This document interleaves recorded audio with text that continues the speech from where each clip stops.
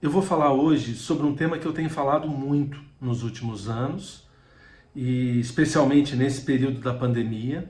Tive a oportunidade de conversar com gente de toda a região aqui, sul do Brasil e de São Paulo, com algumas pessoas do Nordeste também, sempre encontros falando sobre educação. Então, assim, eu queria trazer algumas provocações e deixar com vocês algumas imagens que são muito caras para mim no meu dia a dia. Queria dizer para vocês que eu estou na escola há 32 anos como professor, sempre associando a vida como professor, e nos últimos 6 anos eu tenho escutado muito mães, pais, às vezes avós, e nos últimos 6 anos eu tenho escutado as crianças do F1. Confesso que educação infantil ainda não me sinto tão capaz de escutar, mas as crianças do F1 e, obviamente, os do F2 e do médio. Mas eu nasci numa escola. Eu nasci próximo da Serra da Bocaina, no município de Cunha. Na verdade, eu nasci em Lorena, na Santa Casa, mas fui concebido e um mês depois criado, até os 6 anos de idade, numa escola rural, ali próximo de Campos de Cunha, que é um distrito de Cunha. E passei a minha infância ali, próximo das fontes de águas minerais ali, de água mineral ali da Fazenda Santa Rosa. E eu nasci ali e cresci ali dentro de 2 salas de aula. Geralmente meu pai e minha mãe revezavam como professores. Meu pai não era professor formado, mas ele ajudava muito a minha mãe. E quando já adulto, já era pai, eu estudava educação. Um dia um professor fez uma provocação e disse assim: o que vocês têm na memória a respeito do tornar-se professor, né? E eu lembrei que eu deitava no colo do meu pai, quando eu devia ter uns 3, 4 anos de idade, enquanto ele dava aula. E aí caiu assim uma consciência profunda de que eu nunca fiquei longe da escola. E vou fazer 55 anos e nunca fiquei longe da escola. Então, a minha conexão com a escola é uma conexão muito amorosa e eu vejo o fluxo do amor acontecendo na escola. A escola é um espaço de grande percepção para aquilo que eu venho chamando, e não sou só eu, outras pessoas também usam esse termo, mas eu uso esse termo especificamente para dizer: a escola é um espaço de percepção de um amor muito, muito, muito vasto, de um amor maior. Porque a escola é onde nós encontramos crianças, pré-adolescentes e adolescentes que chegam acompanhados não só de memórias, não só de aprendizados das famílias, mas eles chegam acompanhados pelas famílias. É muito difícil olhar para uma criança e não enxergar o pai, não enxergar a mãe, às vezes não enxergar a cultura de onde essa família veio. E aqui no Vale do Paraíba a gente tem muitos de descendência italiana, portuguesa, alguns libaneses. É muito interessante que as crianças trazem sempre uma aula própria, né? Uma pequena aula no jeito em que elas se comunicam conosco, nas contribuições, às vezes nos sintomas que elas trazem, porque as crianças trazem muitos sintomas, e quando a gente olha com delicadeza, generosidade, muito respeito para esses sintomas, nós percebemos que as crianças vêm como parte de um campo muito maior, e que elas trazem nesse campo muito maior grandes possibilidades de nos encontrarmos. E toda essa percepção que eu venho trazendo da escola, em todos os lugares que eu posso falar, vem muito de observar a relação entre pais e filhos e como nós, escola, nos relacionamos com os pais, com as famílias, principalmente quando nós estamos diante de dificuldades. Quando as crianças estão com dificuldade de alfabetização, com dificuldade de matemática, de relacionamento, quando elas trazem síndromes, quando elas trazem o que a gente chama hoje de déficit de atenção, às vezes de hiperatividade, impulsividade, dificuldade de lidar com todas as questões que a escola representa. A escola é um espaço do mundo. As crianças saem do ninho protegido, e hoje cada vez mais cedo, do pai, da mãe, da família, e vêm para o mundo. E como que elas vêm para o mundo? Elas vêm para o mundo na escola. E ali na escola elas vão encontrar professores, coordenadores, orientadores, colaboradores, que também carregam as suas crianças e que também fazem essa experiência de estar no mundo. Então a escola para mim é um espaço de grande percepção da riqueza que cada criança traz. Aqui, no nosso espaço escolar, acontece o que há de mais precioso para mim na educação, que é o relacionamento entre as crianças. Eu sinto que existe uma quantidade enorme de pais que fica muito preocupado com a aprendizagem, e eu tenho certeza de que esses pais não estão errados. Eu vejo, às vezes, pais muito preocupados porque a criança ainda não se alfabetizou plenamente, que ela ainda apresenta dificuldades. Durante a pandemia a gente sentiu muito isso, em função da adaptação do ensino online, agora híbrido, nem todas as crianças voltaram. Mas eu vou falar uma coisa para vocês. As crianças aprendem, se alfabetizam e se conectam com o mundo, com a escola ou sem a escola. Só que a escola é um espaço precioso, porque na escola nós estamos treinando as crianças para lidar com o mundo. Eu sempre uso a seguinte imagem. A escola é colocarmos as crianças dentro de um ônibus ou dentro de uma van, colocar cinto de segurança, estabelecer regras, acordos. Elas estão ali mais seguras no campo de relacionamento. Depois elas vão ampliando. Mas quando elas vão para o mundo, é como se elas estivessem andando de moto. E às vezes sem capacete. Então, a escola é um espaço extraordinário de acolhida, de proteção e de exercício desse estar no mundo. E de repente as crianças, elas trazem essa alegria, esse frescor de alguém que está olhando a vida sempre com uma clareza muito maior do que nós. Com uma clareza no olhar, sabe? Com mais, assim, como dizia o poeta, olhando o mundo pela primeira vez. Elas não estão olhando pela primeira vez, mas é como sempre se estivessem olhando o mundo pela primeira vez. Então, eu queria falar um pouco da escola para vocês, porque é como eu me percebo, é como eu me sinto. E eu acho muito importante a gente entender algumas coisas, então, ou pelo menos partilhar algumas coisas. Então, eu vou trazer algumas imagens para vocês. A primeira imagem que eu queria trazer para vocês é essa, do livro que eu escrevi há uns 3 anos atrás, em 2018, chama Uma Criança de Cada Vez. Eu estou mostrando o livro assim, artesanalmente.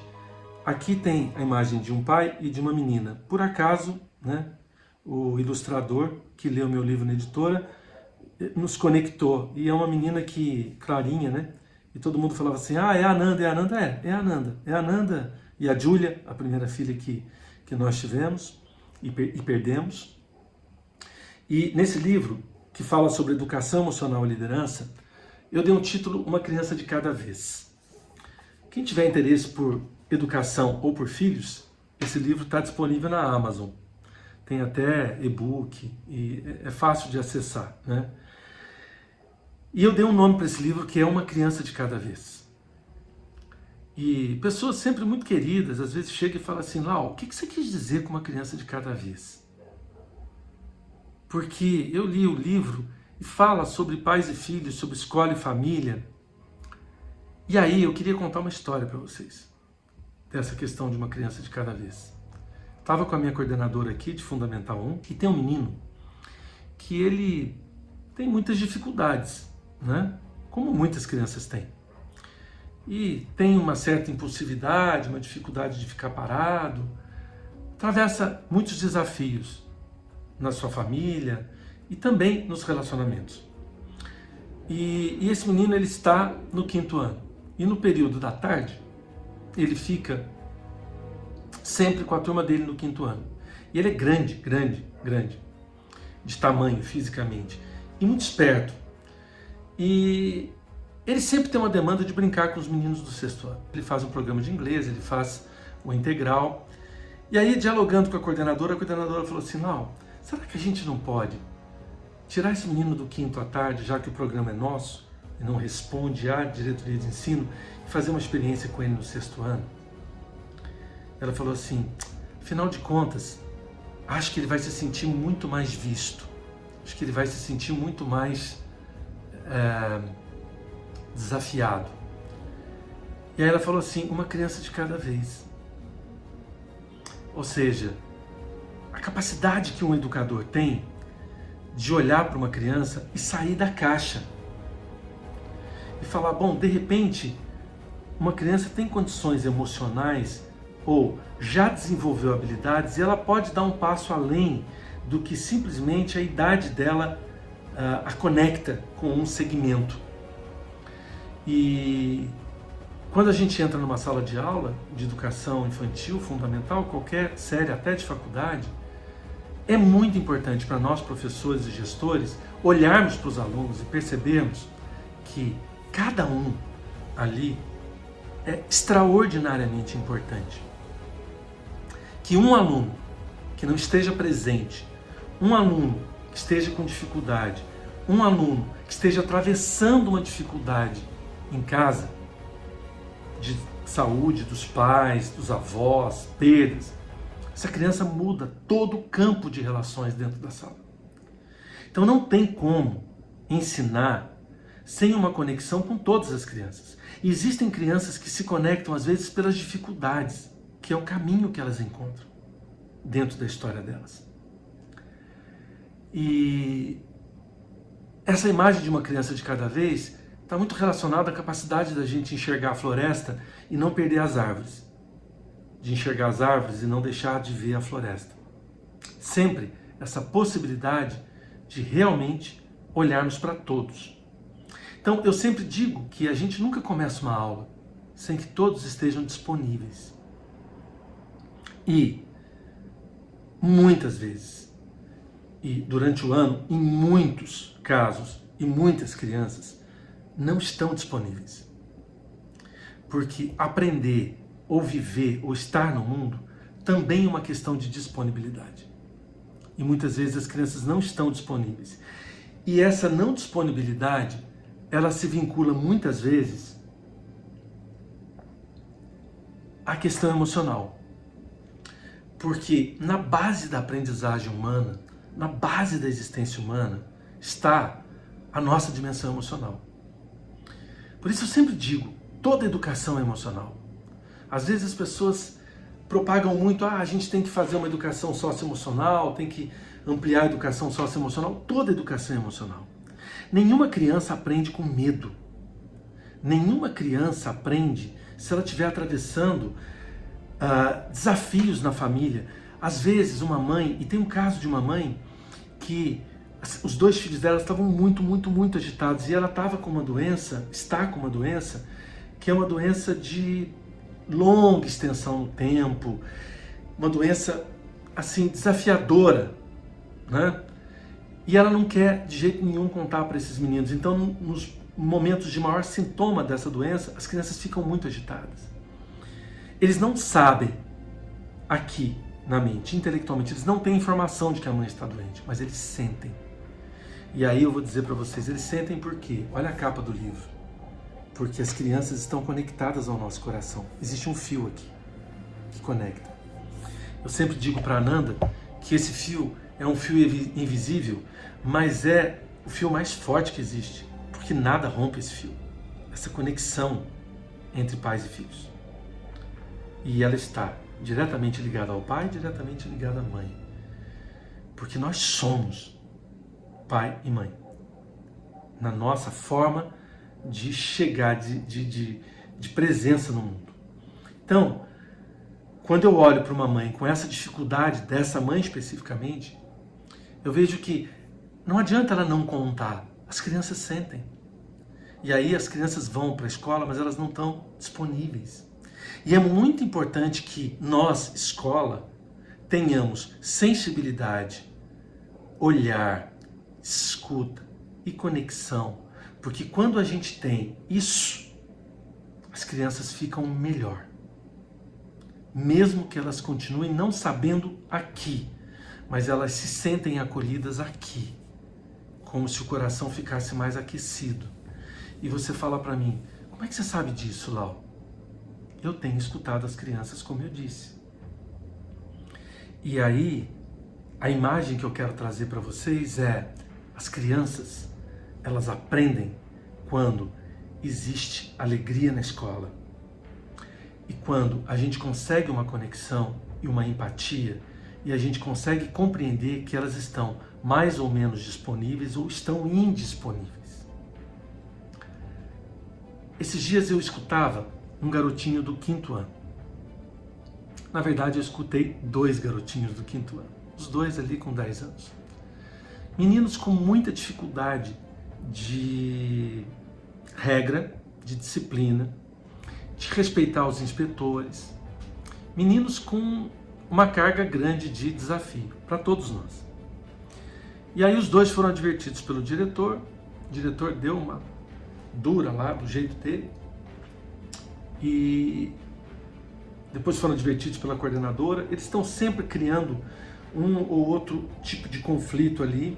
Já conversei com os pais deles, mas nunca tinha conversado com eles. Então um dia eu chamei o garoto, um deles, e ele estava tão apavorado porque ele dizia que se ele fosse advertido de novo, se ele fosse conversar com o diretor, o pai dele ia tirar tudo dele, ia quebrar o celular dele. E quando a coordenadora falou, você vai conversar com o Laureano, ele veio chorando. No corredor eu parei, olhei para ele, não vou falar o nome dele, e falei, cara, você está chorando por quê? Não, porque você vai conversar comigo, meu pai vai saber. Eu falei, eu vou só conversar com você. Então, se você quiser chorar, para mim tá tudo bem. Mas você pode parar de chorar porque a gente vai conversar. E você vai fazer o quê? Você vai me suspender? Você vai me mandar embora da escola? Eu falei, não sei. Poder te mandar embora, talvez eu até possa. Não sei, depende. Vamos conversar, né? E aí, a gente começou uma conversa e ele chegou na escola no ano passado e eu perguntei para ele, escuta, como é que você tá aqui? O que você gosta mais? O que você gosta menos? Aí ele começou a falar, parou de chorar. Eu fiquei uns 5 minutos conversando banalidades com ele. Mas quando a gente conversa com as crianças, a gente não está conversando de forma leviana. A gente fica muito presente. Eu, particularmente, fico muito interiormente em silêncio, ou seja, disponível. Em um determinado momento ele falou, sabe o que é? Eu não estou bem, porque eu vi uma foto do meu avô no hospital. Eu estou com muito medo do que está acontecendo com ele. Então, a partir daí, eu pude fazer uma intervenção com ele. E aí nós trabalhamos a raiva, nós trabalhamos o medo na intervenção. E ele saiu melhor. Aí, esse outro colega, que sempre tem conflito com ele, eles estavam discutindo, o outro colega empurrou e tal, eles foram para a direção de novo. E a coordenadora me contou assim, que ele falou para o outro menino que disse, eu não consigo lidar com a raiva, eu estourei e tal. Ele falou, olha, eu acho que você devia conversar com o Laureano, porque ele me deu um exercício e até funcionou, viu? Quando a coordenadora me contou isso, eu dei muita risada, porque a gente subestima a capacidade de conexão, de compreensão das crianças. Elas estão aprendendo a lidar com a emoção. Então, é importante quando a gente consegue nomear e falar, olha, a raiva é importante, ela tem um lugar. E aí eu chamei os dois e expliquei para eles, antropologicamente, sem usar termos difíceis, lógico, né? Eu tenho uma filha de 9 anos, né, que me faz perguntas muito difíceis. E fui explicar a importância da raiva, a questão do medo, como que o medo e a raiva são importantes para a gente se proteger, para a gente encontrar o nosso lugar no mundo, mas que a gente também pode aprender a lidar com ela, então a gente pode respirar, ficar no corpo. Aí fizemos um exercício deitados, ele respirando com a barriga, a gente pôs um leãozinho do ângulo em cima dele para ele poder respirar e sentir a respiração mais baixa, para ele se conectar com o corpo, um dos meninos. Então, para mim, a imagem de que toda educação emocional é uma imagem muito importante. Se as crianças não estiverem disponíveis emocionalmente, é muito difícil. Porque nós nos conectamos através da emoção. A gente não se conecta aqui, sabe por quê? Porque na mente nós julgamos muito. Nós temos muitos julgamentos. Porque a natureza da nossa mente é julgar. A nossa mente funciona como um software que organiza as coisas. Organiza listas, organiza supermercado, organiza conhecimento, prepara aula, faz relatórios, trabalha com marketing, faz jornalismo, dirige empresa. A nossa mente é fundamental para isso. Mas no relacionamento humano, o que conecta não é a mente, o que conecta é o nosso coração, é o nosso sentimento. A nossa mente mais serena, mais tranquila, se a gente observa o movimento da nossa mente e consegue ficar no nosso corpo, a gente consegue conexão com as crianças. E vocês devem saber que não só com as crianças, mas com todos os seres vivos. Os animais respondem muito à nossa postura. E a postura é essa questão do que nós sentimos, de como o nosso coração está. Então, a questão emocional para mim, ela é fundamental, fundamental. E a gente percebe quando as crianças estão disponíveis ou indisponíveis. E a outra imagem que eu quero trazer para vocês é que nós, escola, nós transmitimos conhecimento, um acervo cultural, a tradição, conhecimento científico, né? Nós transmitimos muitas coisas, mas as crianças aprendem se elas estão disponíveis. E a disponibilidade das crianças depende de uma coisa que eu chamo no livro Uma Criança de Cada Vez, e tenho chamado cada vez mais de o educador secreto. Eu fiquei 5 dias com uma educadora alemã que trabalha com constelações sistêmicas, né, na educação, e ela escreveu um dos livros mais bonitos de educação sistêmica que eu já percorri. Você é um de nós. Ela fazia experiências na Alemanha, na escola que pertencia ao seu pai, ela era professora, e ela fez contribuições muito grandes com esse livro e continua contribuindo muito, vem muito ao Brasil. Fiquei 5 dias com ela e eu tomei emprestado esse conceito dela, que é o conceito do educador secreto, que ela diz assim: a escola não consegue transmitir para a criança a disponibilidade dela aprender, porque a disponibilidade de aprendizagem vem do pai e da mãe. E o educador secreto é a química entre o pai e a mãe. É o espaço entre o pai e a mãe. Porque é na relação entre o pai e a mãe e no espaço amoroso criado entre eles que as crianças têm segurança para aprender, para ir para o mundo. É da conexão com o pai e com a mãe que a criança traz essa grande disponibilidade para aprender. E essa conexão está ligada a um fato fundamental, que os filhos amam os pais. Os filhos amam profundamente os pais. Mesmo que os pais tenham problema com a justiça, estejam envolvidos com contravenção, sejam violentos, mesmo que os pais fujam da regra de normalidade que nós temos, as crianças amam os pais. E elas têm direito de aprender com os dois. Porém, nem sempre as crianças estão disponíveis, porque uma maioria, e eu diria sem medo de errar, uma maioria absoluta dos pais tem muita dificuldade de lidar com as questões do casal. De lidar com o relacionamento homem-mulher, ou com qualquer outro relacionamento que se apresente nessa configuração de casal, né? Recentemente a gente viu aí na imprensa a história do Paulo Gustavo, do marido, do companheiro, dos filhos que foram gerados. Existem muitos formatos de família. Eu estou pegando aqui um formato mais comum, mas o relacionamento de pais, sejam eles pais, mães, ou homem e mulher, pai e mãe, esse relacionamento, ele é um relacionamento misterioso, delicado e que demanda muito respeito por todos nós. Porque é desse relacionamento misterioso, dessa atração misteriosa, desse encantamento, dessa entrega entre seres humanos, que as crianças vêm ao mundo. Que elas vêm ao mundo e é nesse espaço e a partir desse encontro amoroso e misterioso que as crianças se disponibilizam e se tornam quem elas são. Então o educador secreto, ele está presente na escola. E quando a criança chega na escola, ela traz o pai e a mãe. E ela traz tudo o que está entre o pai e a mãe. E ela traz esse fluxo amoroso. E quando o homem e a mulher, ou o casal, independente da sua formatação, vivem dificuldades entre eles e colocam as crianças entre eles, ou levam as questões do casal para as crianças, isso pesa muito sobre as crianças. Porque as crianças não têm força para lidar com o mundo dos adultos, com os encontros e os desencontros. As crianças precisam de basicamente 3 coisas: atenção, cuidado, pertencimento. As crianças precisam de pertencimento.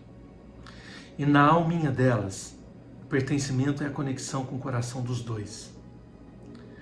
Há um número grande de mulheres, há um número grande de homens que, apesar de um casamento, de estarem casados ou numa relação, e quando eu falo casamento pode ser qualquer formato, ou então estão divorciados, separados, há um número enorme de casais que não conseguiram dar dentro do seu coração um lugar, um espaço amoroso para o pai, para a mãe dos filhos. Há entre os casais muitas críticas, há entre os casais muitas dificuldades. E não podia ser diferente. Olhando para a humanidade, olhando para a experiência humana, como nós aprendemos, nós recebemos dos nossos pais, dos nossos avós, da nossa árvore familiar, um caudal de recursos, um caudal de histórias. E nós viemos para o mundo através desse caudal. E nós crescemos nesse mundo através desse caudal. Um dia nós nos encantamos com um olhar, com um sorriso, nosso coração se conecta, a gente escolhe alguém, a gente recebe o amor de alguém e a gente se transforma em pai e mãe. E as dificuldades naturais dos relacionamentos humanos vão aparecer. E é necessário que seja assim. Nos encontros e desencontros, muitas vezes nós não conseguimos cuidar para que isso não chegue nas crianças ou não pese sobre as crianças. E elas fazem parte disso. E a única forma de protegê-las é quando nós nos habilitamos a lidar com as nossas dificuldades entre nós, os grandes. Porque as relações entre homem e mulher são relações que demandam 2 questões fundamentais: o equilíbrio no dar e receber e a sexualidade. A vida de um casal traz essa dimensão com muita força. E quando nós somos adultos e grandes, nós damos conta de resolver isso. Os nossos filhos não. Eles vão aprender com a gente e eles vão desenvolver o jeito deles a partir de nós. Mas muitas vezes as críticas, as dificuldades entre nós, os julgamentos, qual criança não perdeu alguém? Qual criança não enfrentou a doença dos pais? Qual criança não perdeu um avô, uma avó? Qual criança não teve, às vezes, que enfrentar a falência do pai, a dificuldade da mãe, brigas, agressões? Durante a pandemia, nós tivemos que acionar o Conselho Tutelar várias vezes por agressão. As crianças experimentam isso. Esse é o mundo onde nós estamos e não há nada a fazer senão olharmos com muito respeito para essas histórias e cuidarmos dessas crianças com muito respeito. Então, é muito importante que os pais tenham um lugar na nossa escola e principalmente eles possam ser vistos. E é o que a gente procura sempre trazer na escola. Muito respeito pelas histórias, porque cada casal vai ter um desafio e uma aprendizagem em relação a filhos em relação ao encontro amoroso. E hoje, como os casamentos às vezes acontecem 1, 2, 3, 4 vezes, né? Nós encontramos crianças que têm um irmãozinho de uma relação, é fruto de outra relação, e tem um outro irmãozinho de outra relação. E tudo isso chega até nós. E tudo isso está na história da criança. E é muito importante que a gente tenha conexão com essas famílias para que elas possam fazer a melhor travessia desse momento da infância, da adolescência, quando as crianças vão se confrontar com muito da história do pai e da mãe, porque na adolescência as crianças se confrontam com o que nós vivenciamos, os nossos filhos experimentam o que nós vivenciamos.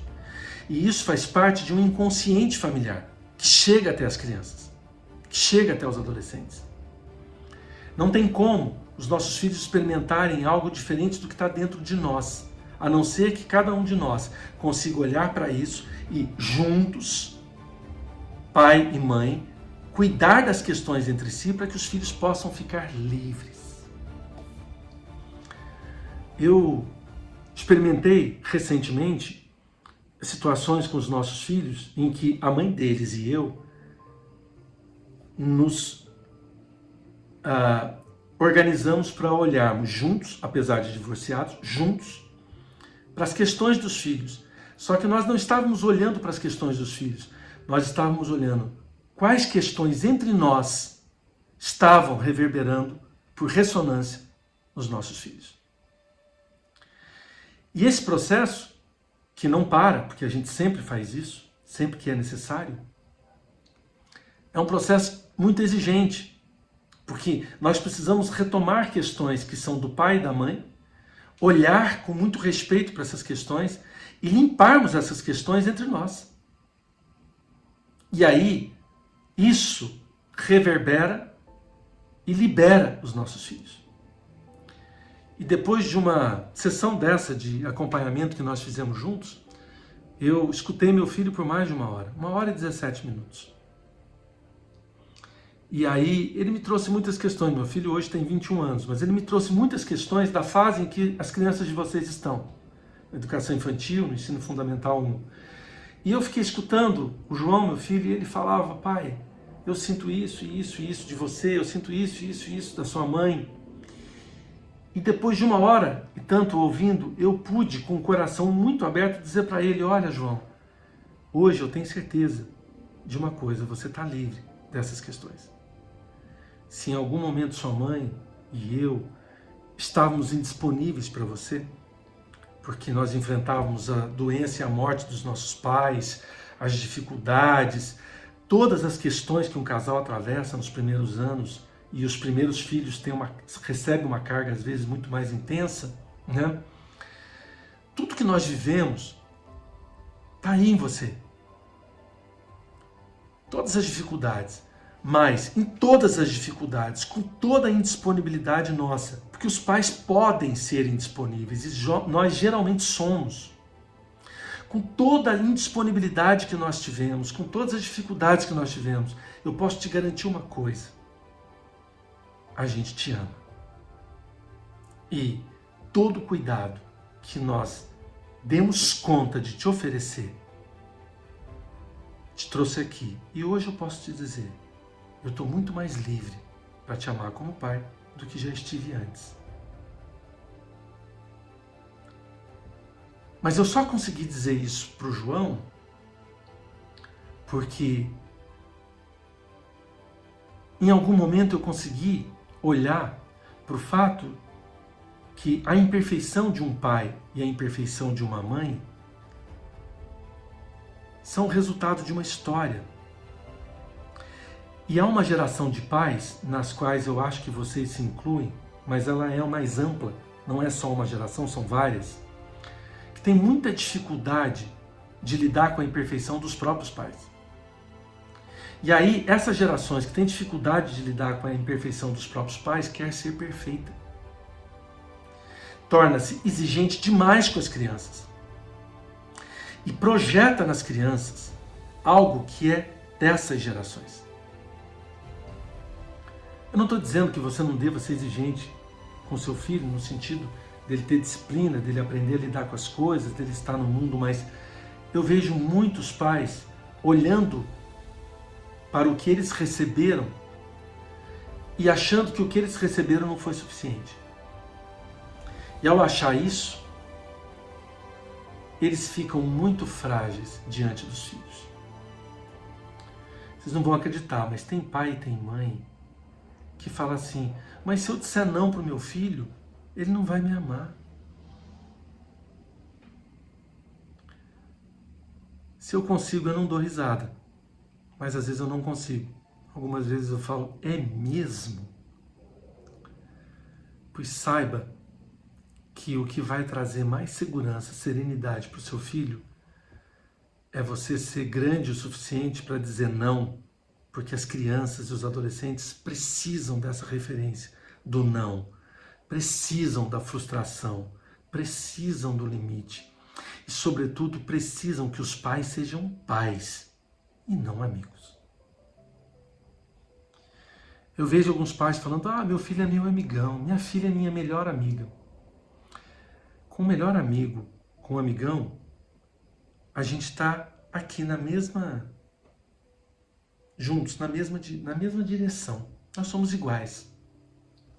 Os pais não são iguais aos filhos, porque eles têm uma responsabilidade que a vida, quando eles disseram sim, lhes trouxe, que é dar atenção, cuidado, pertencimento, que é frustrar, que é colocar limite, que é demarcar.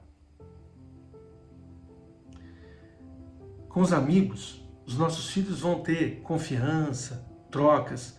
Com a gente, eles vão aprender e receber algo muito maior.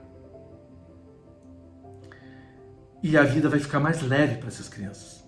Então, há gerações de pais que não conseguem lidar com o fato de que nós somos imperfeitos. Toda criança nasce de um pai e uma mãe que são certos. Afinal de contas, existe um grande mistério que nos trouxe ao mundo. E os pais são certos para nós. Certos não no sentido de certo e errado. Certos por quê? Porque nós carregamos exatamente o que nós precisamos deles. Então, essa imagem do educador secreto é uma imagem muito cara para mim. A questão da educação emocional e do educador secreto é uma imagem muito cara. E muitas vezes, quando as crianças estão entre o pai e a mãe, fica muito pesado, muito difícil. Eu atendi um garotinho de 3º ano do ensino médio. E ele dizia insistentemente, naquela manhã, que ele odiava o pai. Ele odiava o pai porque ele odiava o pai, e odiava o pai e repetia. Eu odeio meu pai porque meu pai faz isso com a minha mãe, porque meu pai faz isso com a minha mãe. Repetia. A coordenadora me chamou e eu já conhecia algumas coisas. Um menininho que tinha algumas dificuldades, já tinha atendido a mãe, nunca viu o pai. Mas eu sinto que ali há questões que estão entre o casal. E se você me perguntar como é que você sente, eu sinto. Então fui conversar com esse garotinho. E ele repetia, e eu falei, por que você odeia? Ele falou, porque meu pai faz isso. Mas ele trazia uma fala que não era de uma criança de 9 anos. E eu me conectei com o coração dele. E eu disse para ele, olha, eu posso estar enganado, mas o que o meu coração está sentindo, e eu vou falar para vocês, eu estava sentindo mesmo, porque se eu não estivesse sentindo, eu não falaria nunca. Eu nunca falo para um pai ou para uma criança algo que não esteja sentindo profundamente no meu corpo, no meu coração. Eu falei, a menos que eu esteja muito enganado, eu tenho certeza que seu pai te ama. Mas eu disse isso olhando nos olhos dele. Ele me olhou e de repente é como se aquilo tivesse quebrado um programa. Ele me olhou e disse, eu também amo meu pai. Eu também amo meu pai. Repetiu isso 3 vezes. E aí nós conversamos sobre as brincadeiras que ele mais gostava com o pai. Ele disse, eu gosto muito, mas a minha mãe não gosta. Porque ela diz que não dá para brincar assim. Porque ela não concorda com essas brincadeiras. Eu falei, olha, mas é uma brincadeira de homem. Os homens brincam de um jeito, as mulheres brincam de outro. E aí a gente foi conversando. Eu escuto muitas crianças quando ocorrem essas situações. E esse foi um dos atendimentos mais bonitos, uma das escutas mais bonitas. Porque ali, para mim, era muito claro que essa criança estava, de alguma forma, trazendo uma voz que não era dela. E é muito, muito, muito, muito importante quando ela encontra um olhar que a enxerga. Esse olhar pode ser o olhar da professora, pode ser o olhar de um orientador, pode ser o olhar de um professor, pode ser o olhar de um colaborador, ou pode ser o olhar do pai e da mãe. Muitas vezes nós não enxergamos os nossos filhos. Muitas vezes nós enxergamos nos nossos filhos as críticas que nós temos ao pai deles, à mãe deles. Muitas vezes nós não enxergamos os nossos filhos. Então eu sempre digo para os pais, homens, mulheres, ou qualquer tipo de casal, que o que mais nos conecta com os nossos filhos é quando a gente consegue trazer respeito e gratidão pelo nosso marido, pela nossa mulher, pelo nosso companheiro, pela nossa companheira. Quando a gente consegue trazer esse respeito, quando a gente olha para o filho e sente gratidão, porque o outro nos deu algo valioso. Talvez a maior preciosidade dessa preciosa vida, que é essa construção da relação com os nossos filhos. Quando a gente consegue, dentro do nosso coração, agradecer, mesmo que o pai tenha muitos defeitos, mesmo que a mãe tenha muitos defeitos, não importa. Cada filho, cada criança tem força para lidar com o pai e tem força para lidar com a mãe. Se estão asseguradas as condições mínimas, fundamentais, nesse relacionamento. É lógico que existem homens, mulheres, cuidadores que às vezes, por questões mentais, psicológicas, por dificuldades, oferecem risco, perigo. Aí a gente deixa isso com a justiça. Mas os pais que vivem dentro desse campo de maior normalidade, quem de nós é perfeito? Então muitas vezes a mãe fica entre o homem e o filho e a filha, o pai fica entre o homem e o filho e a filha, e eu digo aqui sem medo de errar, que os homens têm menos força para fazer isso. Os homens têm menos força para excluir as mães, porque as mães estão muito conectadas às crianças, ao corpo delas, a todo o processo da maternidade. Eu tenho encontrado um número maior de mães que ficam entre o pai e os filhos. E a imagem que eu sempre uso é um filho que não aprende com o pai, que não aprende com a mãe, um filho que não recebe o amor do pai, o amor da mãe, é uma criança que fica como um avião que perdeu um motor. As crianças precisam aprender com os dois. E tem um mistério, que é um mistério que a psicologia tem suas explicações, as constelações familiares têm suas explicações, mas eu me conecto muito com isso. Existe uma situação muito interessante. Os filhos, e principalmente os homens, eles só vão para o mundo do pai quando a mãe confia, quando a mãe entrega. Semana passada eu fiz um exercício com uma mãe que foi muito bonito para ela e eu fiquei muito tocado, porque ela respeita muito o ex-marido, o pai do menino, respeita muito, mas ela o tempo todo está entre os dois, porque ela quer dizer para o pai como que ele tem que agir com o menino. E aí a gente fez um exercício muito bonito dela entregar o menino para ele e confiar que o jeito dele é o jeito que ele precisa. É o pai que ele tem, é o pai que a vida lhe trouxe. E aí, nessa relação, todos ganham. Porque, gente, não é possível uma mãe ser pai e mãe. Você pode ser uma mãe muito presente, uma mãe muito forte, uma mãe muito guerreira. Mas uma mãe não pode ser pai. Um pai não pode ser mãe. Eu, no período de divórcio, atravessei uma situação, e eu vou compartilhar essa última questão com vocês. E um dia, sempre que a minha filha chegava, ela chegava para mim, quando ela tinha alguma dificuldade com a mãe, e falava assim, eu quero morar com você, eu quero morar com você. E ela, algum motivo na relação com a mãe, ela estava insegura.